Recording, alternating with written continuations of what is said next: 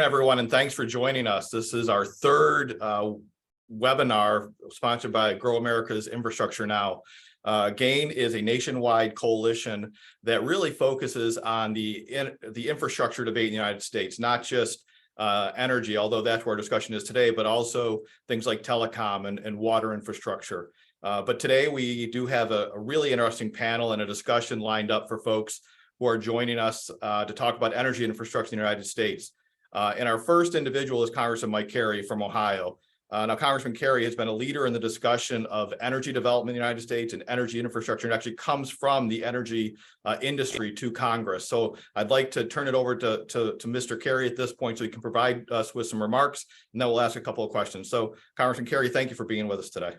Well, thank you. And I got to say, I'm joining you today from the McKinley room inside the Ways and Means. And as an Ohioan, I'm looking over and I've got the former president looking down on me.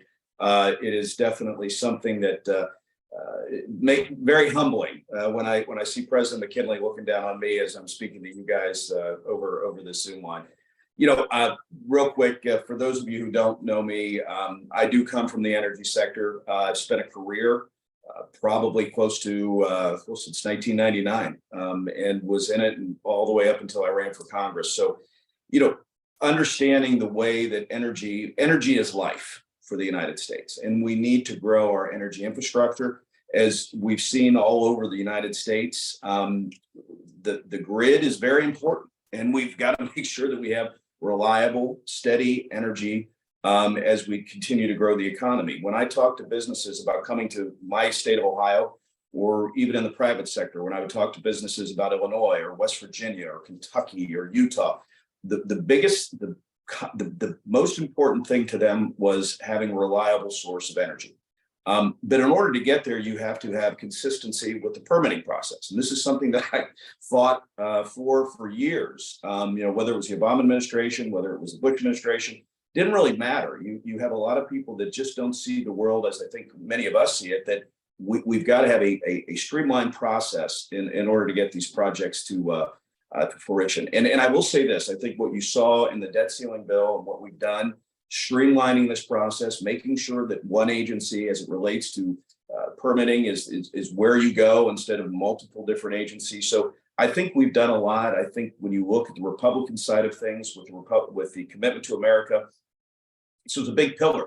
And as we are, you know, seeing double digit, you know, we're having not double digit, gosh, it better not be double digit, but when we're seeing inflation, we're seeing the cost of energy go up.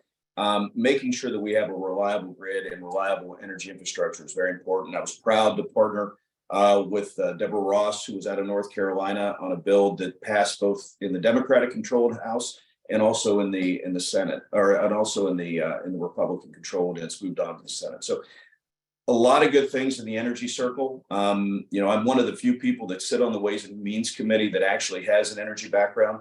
And I will tell you, if you look at our questions, most of what I focus on as it relates to tax policy, trade policy, has to do with our energy infrastructure and our energy needs. So with that, I'll turn it back. I hopefully covered some of the notes. My team put together a lot of good notes and I didn't look at them. So hopefully I covered all the points, but I'd like to open up for questions. Yeah, thanks, Congressman Carey. So I was actually just at President Carter's Presidential Library down in Georgia with one of my daughters just a couple of weeks ago. And, you know, it was a reminder of how bad things got in the late 70s. Now, I was just a child at that point. So, but learning about that, we've got on board as one of our panelists, former Congressman Charlie Melanson from Louisiana. So could you talk a little bit about what U.S. energy development means to a global energy security, global national and U.S. national security, especially in light of what's going on with Ukraine, with Russia? You know, what does it mean for the U.S. to develop more energy and make sure that we've got the ability to export? Yeah, well, first off, I'm glad you went to the Carter Center. We did a Ways and Means hearing just outside of Atlanta. You know, I was like you. I was a child when Jimmy Carter was president, and I don't tell a lot of people this, but I remember when he lost to Ronald Reagan, who is my favorite president.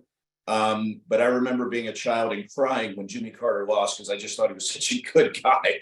But looking at that montage, the memorial that they have for him, really was moving, and it really kind of made you think about where we are today as opposed to where we were in the in the 1970s. And there are a lot of correlations with that. Energy shortages. There were, and maybe like many of you, I remember being a kid that was in the backseat of a Pinto. Probably not the safest place, but parents in the 1970s they weren't as safe as we are with our kids today.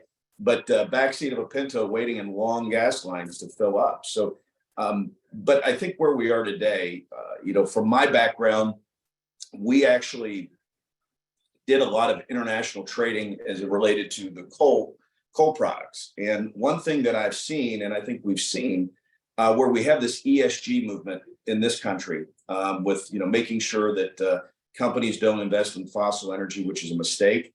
And there are a few bills I've signed on to with my dear friend Andy Barr. But what you're seeing in Europe, and I've talked to many people that are in the energy trading space, there is a whole movement to divest themselves from Russian sources of energy. And so I think that gives an opportunity for Americans, not only from the energy production side, but also from the energy development side. And I think that's going to be an increasingly big market for American companies. So we've got to do something to bridge that gap, because listen, it's something that the entire world needs. I think you're seeing this, when you look at the amount of energy sites, baseload power plants that are being permitted in China, the megawattage that they have in China and the ones that are on the books are 6 times what the rest of the world is trying to develop right now. So again, I think the streamlining process of the permitting is something that's very important. But I do believe that we have to have an all of the above approach. And, whether it's renewables, whether it's fossil, whether it's nukes, we've got to do everything we can to make sure that baseload power is still there. Because there's only 2 sources, as you all know this.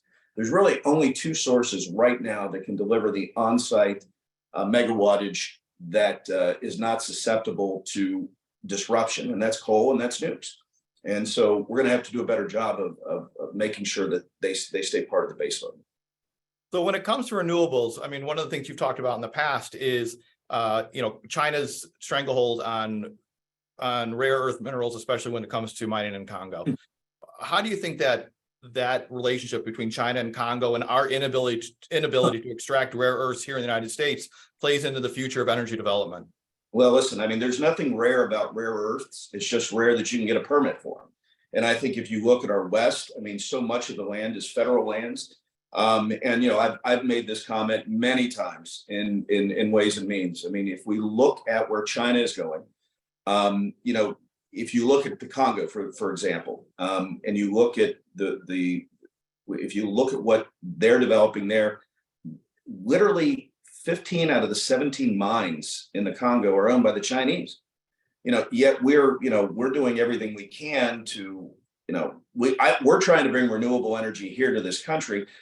But again, the Chinese have beaten us, and we're using, the products that are coming from those different countries. I think you look at magnesium mining, cobalt. I mean, all of these things are not being mined in the environmental way that we would do it here in this country. And the labor laws in those countries are completely out of sorts as it relates to what we do in here in this country. So my hope is that, cooler heads are prevailing. And I think, this step that we did in the debt ceiling bill is a good first step, but we got a lot more work to go.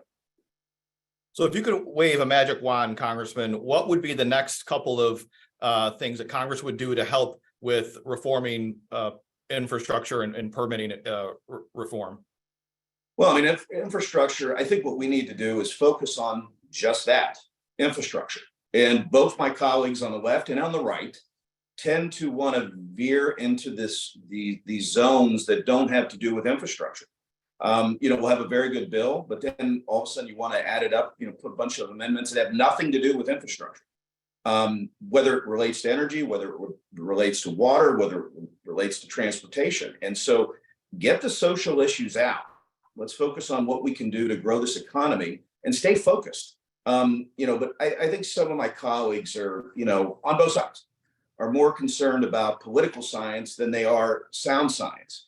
And I do think that there's a level, and I think you saw that with the debt ceiling bill. I think on both sides, a level-headed group of individuals that want to work together to keep this country moving forward. There's going to be some that are more in the renewable space. There's going to be some that are more in the fossil space. But But in the end, we want to be in the American space, right? And we want to grow this economy. And my hope, if I had to wave a magic wand, is we could limit the extremes of our parties and have what I call the serious party, right? And actually do things that are going to move the economy forward in the best interest of Americans. So that actually dovetails really nicely into the final question I've got for you today, Congressman Carey.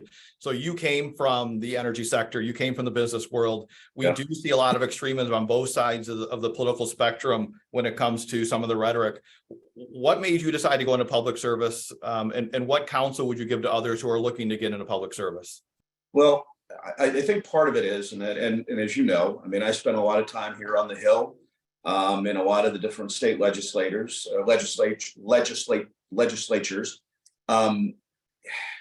I was in a very unique position where there was a special election. And I knew a lot of the people that were running in that special election. Quite frankly, I donated to probably most of them or most of their causes over the years. But, somebody that has sat down with members of Congress and, you talk to them for 5 minutes and all of a sudden you get that glaze over on the eyes and you walk out of the room and then nothing happened with the conversation you had. Listen, I wanted to run for Congress because there's the movie Dave where they mention about being, these positions, whether it's president or Congress, being temp jobs. And it is a temp job. So I have no idea how long I'm going to be here. But what I saw was career politician after politician running for office, not being in the business world, not having to, really deal with the issues that we're voting on. And so I thought, you know what, I'm going to take a break from the private sector for a while. And much to my wife's chagrin, I can assure you, a lot less pay and a lot more time. But I think it's important that all of us do that to the service of the country. That's the way our founders intended for this body to be. And, listen, the other day we had the president of Israel in, and I had some of the folks from back home in Ohio, part of the Jewish community. So I had a group, and me, Joyce Beatty, Troy Balverson are both kind of in the central Ohio area. And so I grabbed them and I said, okay, we've got 10 minutes. We're going to get to the speaker's balcony. We're going to get you a picture with the speaker. I ran them all around the house. At the end of it, they were breathing hard, and they said, honestly, Congressman, we didn't expect to see all this, but we saw it all within 15 minutes. And I said, that's because I don't want to waste time. And I hope that the people that you have on this call are in the same mindset. Whether you serve for a term, whether you serve for 10 years, in whatever body, please, we need good people to be elected to office. People that don't just want to chin wag on some extreme media outlet, but people that have serious thoughts, that want to do something for this country. That's why I ran. Now, honestly, that is the reason. And, it's a reason that I haven't seen my wife in 2 days. Luckily for me, she's coming in with the kids tomorrow, but it is a service and you got to be willing to sacrifice. So everybody that's listening, please, I don't care whether it's Congress, whether it's state Senate, whether it's a state delegate or state representative, county commissioner, city council, mayor, we need good people in office because I'll tell you what, the country needs it. Excellent. Thank you very much for your time today, Congressman. I love the movie Dave, so would recommend that to anybody who hasn't watched that yet. But again, thank you, Congressman, very much. Appreciate your time. It was great to be with you guys. Take care.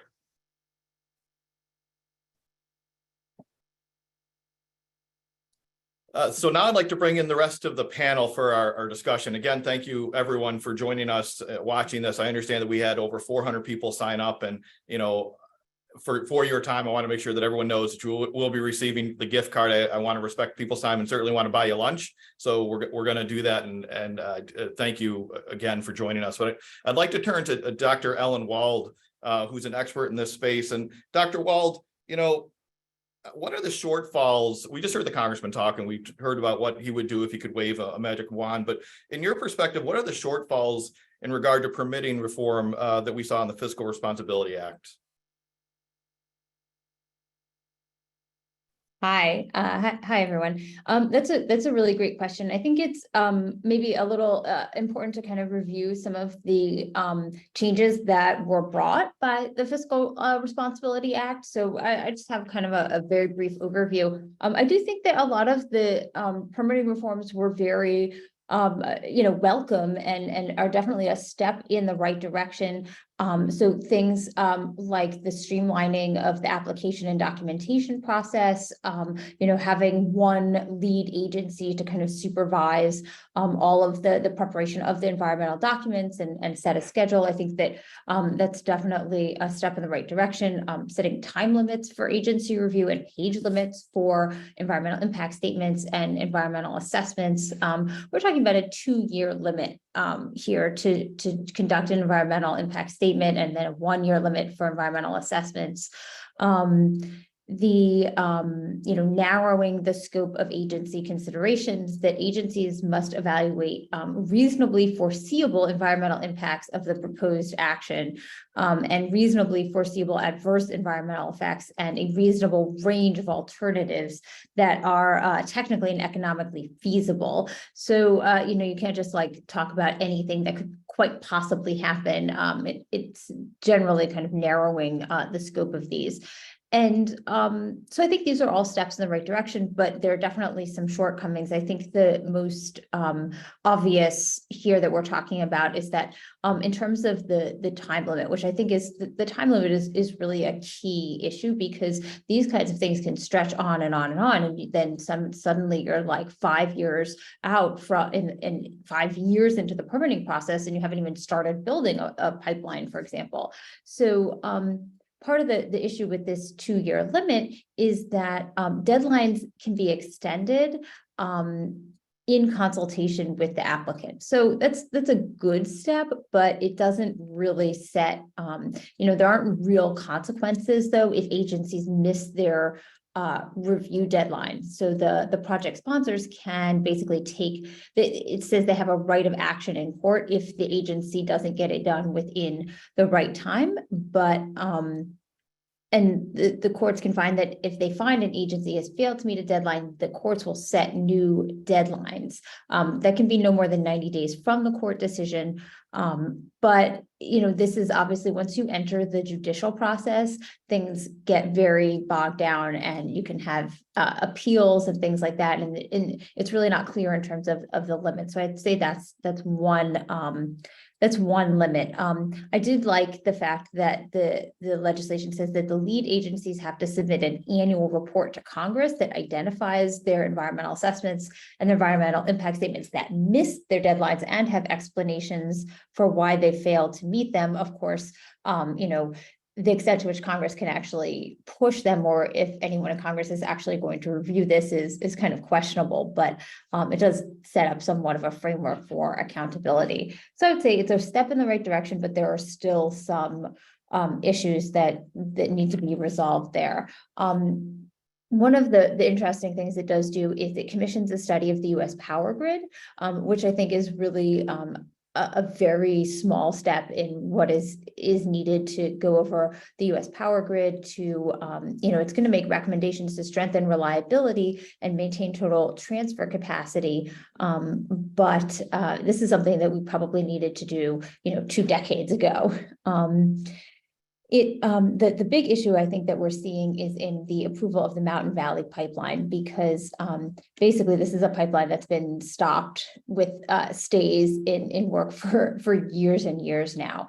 And the legislation basically approves all the pipelines needed. And then it says it directs the Secretary of the Army to issue the remaining permits, and then it says that it basically removed jurisdiction from the Mountain Valley Pipeline from the Fourth Circuit and moved it to the District of Columbia Circuit, because the Fourth Circuit kept issuing these stays on construction.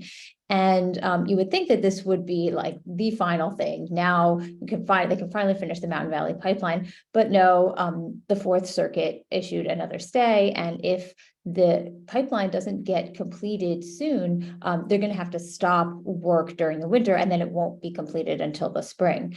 But one of the things that we're seeing is challenges from the state of Virginia claiming that they haven't received due process. And so basically this could go to the Supreme Court and they're going to have to rule of whether due process happened or not. And so I think that while the legislation does promote some streamlining in the permitting process, we're still seeing the fact that once the courts get involved, there is no streamlining there. And these issues get appealed again and again, all the way up to the Supreme Court. And even when the Supreme Court issues a ruling, we still see new lawsuits being brought on basically very similar topics, just to bring lawsuits, just to slow down the process. And I'm not really sure if there is legislation that can deal with this, or if it's really more of a larger judicial issue. But another step forward would definitely be to make some changes to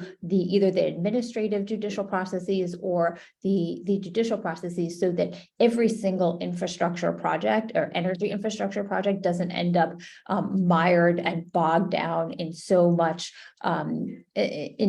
court and legal action that it takes a team of lawyers decades to get this through. Because at a certain point, what company is going to even try to build any infrastructure if they know that they're going to have to spend years and years fighting this in court? That's, I think, one of the reasons why the only new pipelines that we've really seen have been in the state of Texas. And so you have states that are friendly to building energy infrastructure, but once you want to cross state lines into another state, it ends up being a whole new ball game. And so we're seeing some states that have really great infrastructure in terms of energy, and other states that don't. And it's really becoming a dichotomy that I think could be particularly troublesome for the future of our state's energy security, of our country's energy security.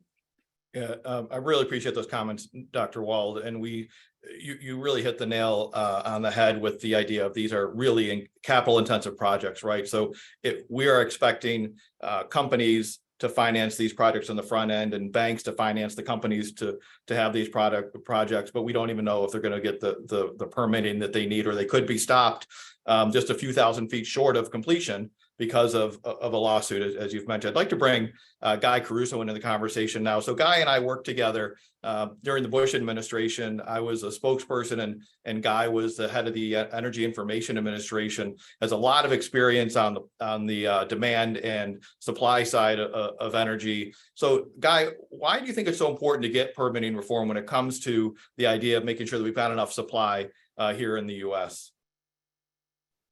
Well, thank you, Craig. It's great to be working with you again, and good morning, everyone, especially my colleagues on the panel here.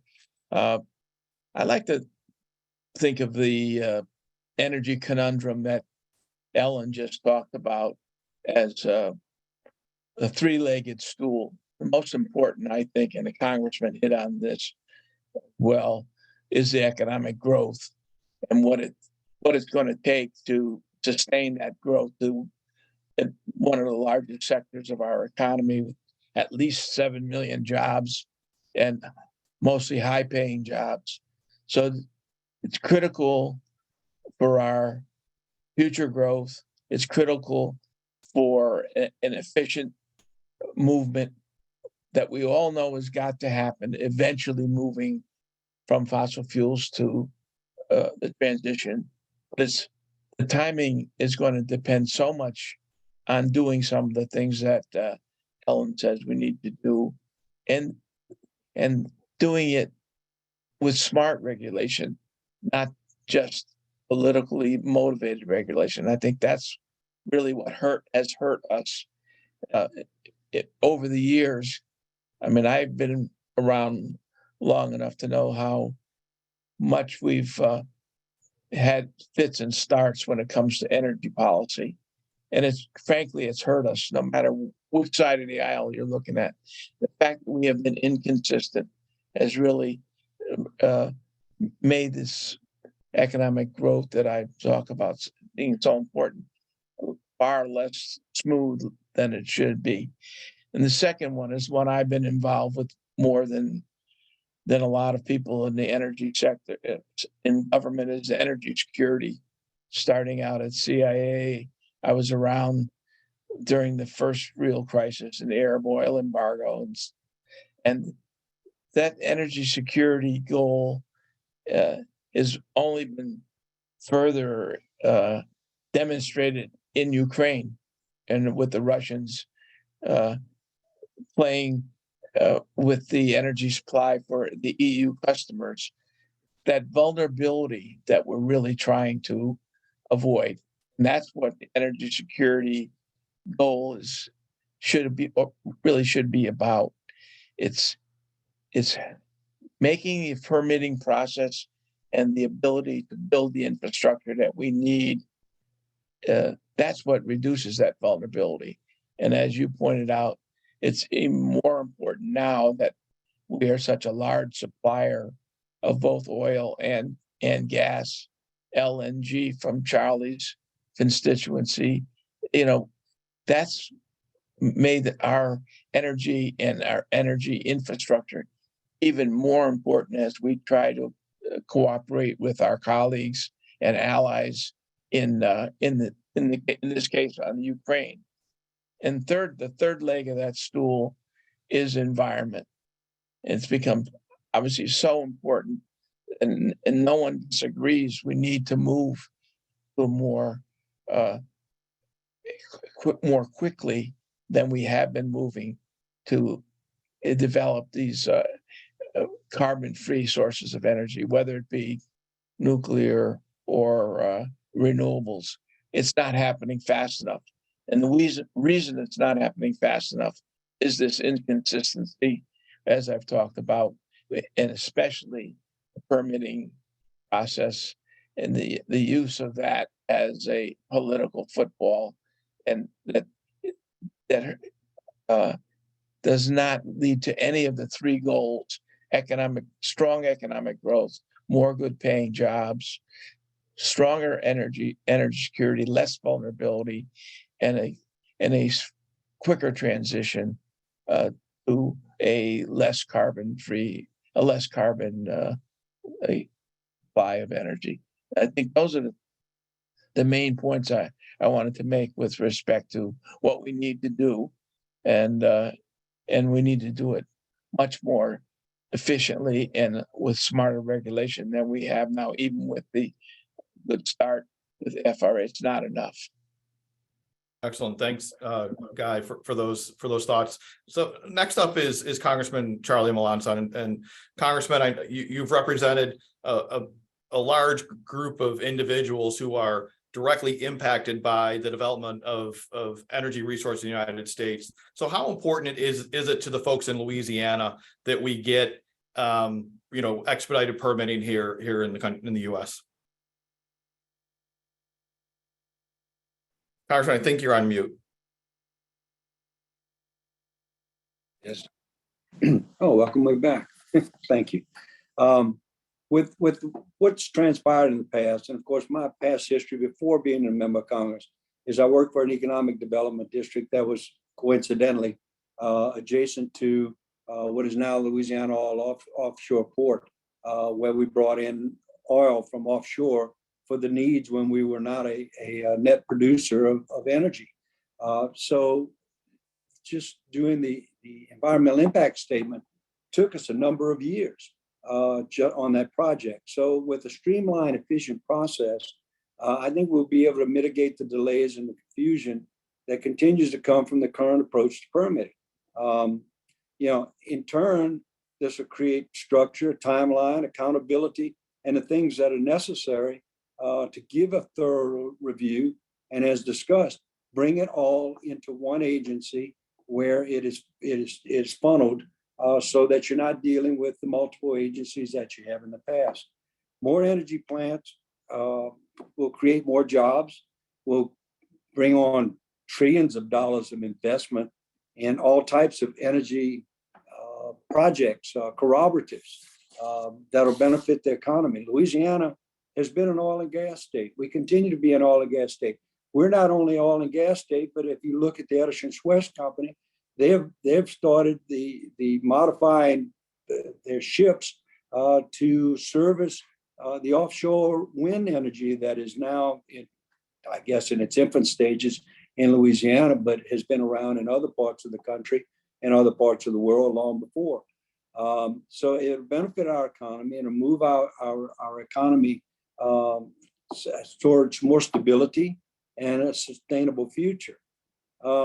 With the current arrangement that we have, with the way that the permitting system is structured, with the haphazard way of having to go to the different agencies, and of course the ability for the bureaucracy to try and blame another agency for a problem that may really be in their jurisdiction, has always been a problem. And I think that this will maybe take a stab at cleaning that up. And so with the current arrangement, we can't build enough renewable energy technologies to sustain and to service the United States, much less are we going to be able to help with the world's demands. So there's definitely a change, or definitely the need for change, and the opportunity for change is here now. Thank you, Congressman. Dr. Wald, I think one of the things that has really surprised me as an observer of infrastructure and infrastructure permitting and permitting reform, and how the U.S. has grown its energy base, is that, like, look, I thought that the only opposition to permitting and infrastructure was for fossil fuels, but now we're seeing it on the renewable side too. We're seeing it up offshore with the Vineyard Wind project. We're seeing it in New Jersey with now fishermen and others saying that the boats may be responsible for some of the whale incursions that are happening. So I think that's something that's really surprised me. Number one, Dr. Wald, does that surprise you that even renewable energy is facing these infrastructure headwinds? And then secondly, how important is it that we bring together an all of the above approach when it comes to supplying our energy grid?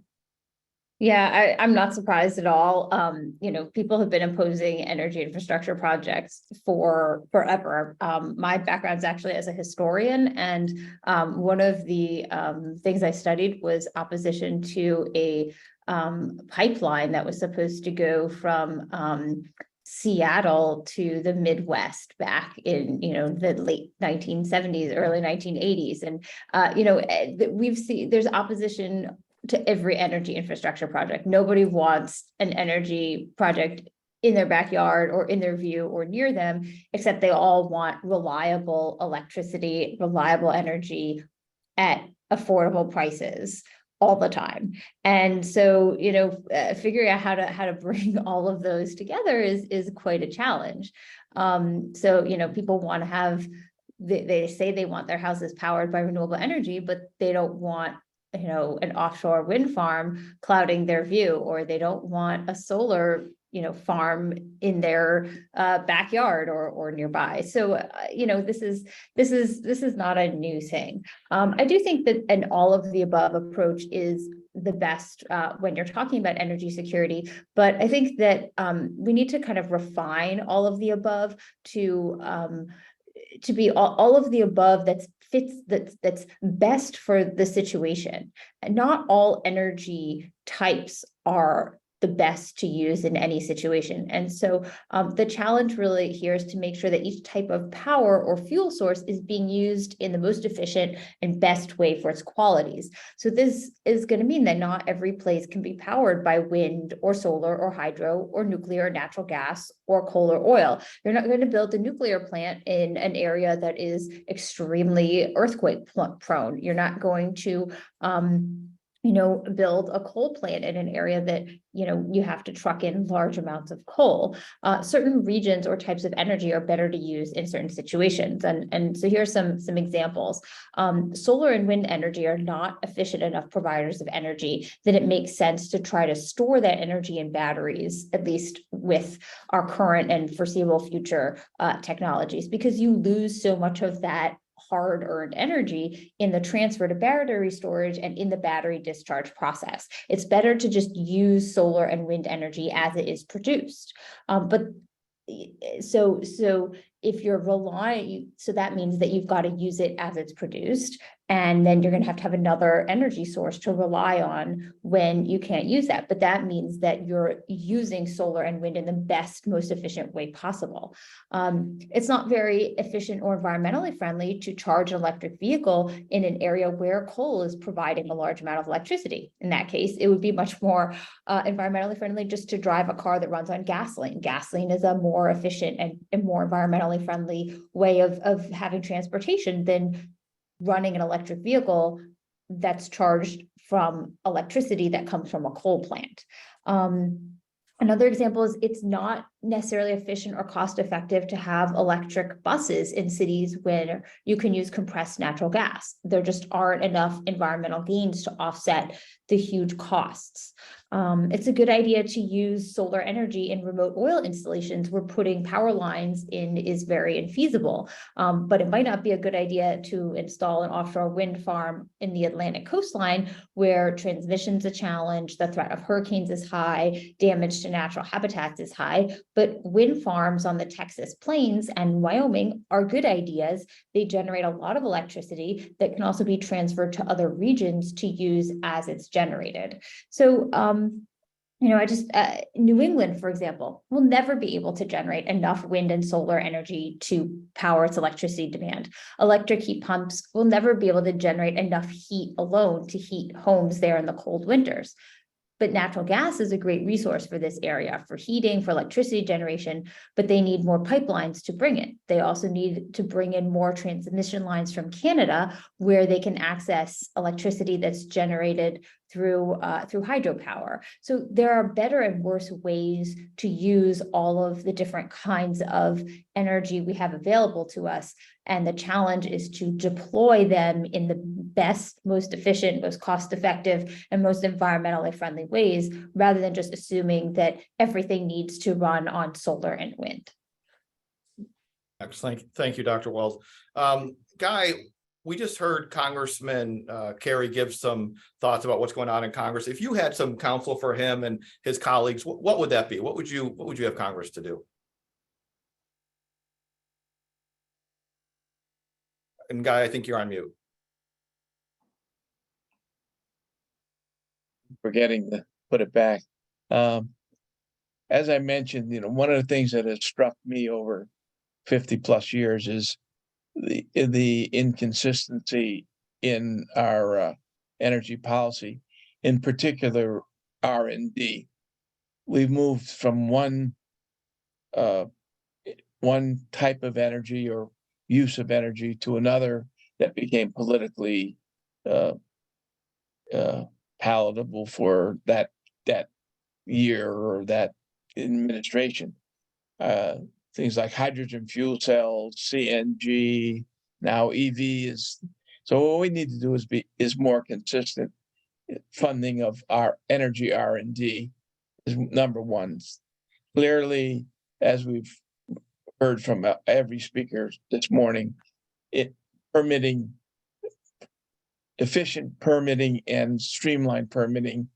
A great example Ellen just brought up was New England inability to get as much natural gas as that really would make sense for them with the now natural gas coming from Pennsylvania, from the eastern part of Canada, all would really benefit the New England states and improve efficiency. I think those are the key things. Whether it will happen, I'm not optimistic, but nevertheless, that would be my advice. And all of the above is great as long as it's done in a way that takes into account the fact that there are differences not only in different regions, but in different industries, uses of different types of energy. Excellent. Thanks, Guy. And I live in New Hampshire, so still a lot of homes up there are heated with heating oil, which is, there's no infrastructure, right? It's shipped by trucks to people's homes. It is not the most environmentally friendly way, and it is costly and really subject to price spikes for families up there in New Hampshire. So I appreciate those words, Guy and Dr. Walden. And Charlie, I think I'd like to end with you, and you're heading up this new coalition called the Louisiana Energy Export Partners, focusing a lot on natural gas exports. So how important is it for the U.S. to maintain its role as an energy leader when it comes to global energy security and not only energy security, but also developing energy in areas of the world that are still suffering from energy poverty? Well, as mentioned a minute ago by Guy, with what has occurred in Ukraine with the pipeline being blown up, and of course the European Union and its countries needing gas, Germany in need of supply of gas, it's imminent. Louisiana is a hub for energy production and innovation, has been for decades, if not for centuries now. The increased production of liquefied natural gas not only bolsters the state's energy industry, but it creates long-term opportunities for both the local communities and for our country. Louisiana's energy production facilities, they're key economic drivers for our state and for this region. I mean, with East Texas and all of Texas for that matter, we have become an energy hub, not only for the United States, for North America, because of LNG, for the world. And it's critically important to the local communities here because it provides jobs, good paying jobs. It provides energy at a lower cost. Yesterday, I went and filled up my car. I paid $2.99 a gallon for regular gas. What's Washington? Probably $5 or pushing. These energy infrastructure projects create good, high-paying jobs for workers, help lower energy costs for Louisiana families and for families in this country, because I just came back from Costa Rica. They're paying, I think it was $2 or $3 a liter for their gas down there. And so we generate revenue for the state by having this energy hub and using it and producing it and sharing it. There's always been a lot of slogans or slang terms or bumper stickers in the oil industry. And one of them I can remember, we're talking about the Northeast and the gas supply. We're talking about Ukraine and Germany and the gas supply and those kind of things. And there was one years ago that said, let the Yankees freeze to death in the dark if they don't want pipelines. If they don't want it, then we weren't going to force it on.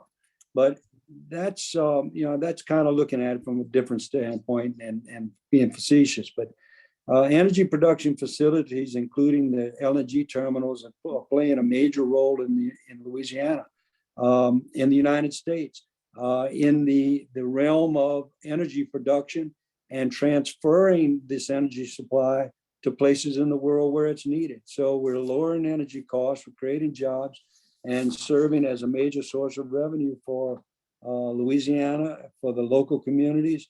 We have New Orleans to Lake Charles, and everywhere is in between, in South Louisiana particularly, and even in North Louisiana, that are energy producing bastions, I guess you might say, for this United States. There was a recent analysis from Louisiana Mid-Continental Oil and Gas Association that warned that a ban on LNG energy development could cost Louisiana $95 million a year in revenue and up to 48,000 jobs if it doesn't keep going through. The state is responsible for shipping a majority of the exports in LNG to the world. And 63% of those exports come through Louisiana on their way out to be shipped. And the numbers expected to grow. And with that, it's going to grow exponentially. So it's new, but it's needed. And the demand is there, the need for the infrastructure to support it, to get the supply to the places that are needed. It's obvious, it's needed, it's past time. Thanks, Congressman. I'll tell you, when we talk about gas prices, I was just out in San Francisco on Monday and it was $6.32 a gallon. And as folks on this panel and folks listening know, as the price of gasoline goes up, the price of energy goes up, so does the cost of everything else. So that's a real hidden tax on American families. So we want to make sure that, from my perspective, we are getting as much energy as we can. Guy? Charlie just reminded me of one of the other things that is, I think it's frustrated me over the years is not setting realistic goals. And I think what happens when you try to move too quickly is you get bad infrastructure policy, you get bad permitting policy. I realize that everyone wants to get there quicker. 2030 is a popular, a lot of things just can't be done that quickly. Let's do it much more efficiently. And I know that probably doesn't sell well when you're trying to win an election. As an economist, I would just say, let's be more realistic in setting goals, because it's so critical that the U.S., as Charlie pointed out, play an important role, not only domestically, but globally. Excellent. Well, thank you. And thank you everyone for joining us today. Great participation. Dr. Wald, thank you. Guy, thank you. And Congressman Alanson, really appreciate your time today and look forward to talking with you again soon. Folks, we are on Twitter at Gain Now America. So follow us there, and also our website, gainnow.org, and we'll be able to put some of this material up there for future reference, but really do appreciate everyone's time today. Thank you. Thank you. Thank you.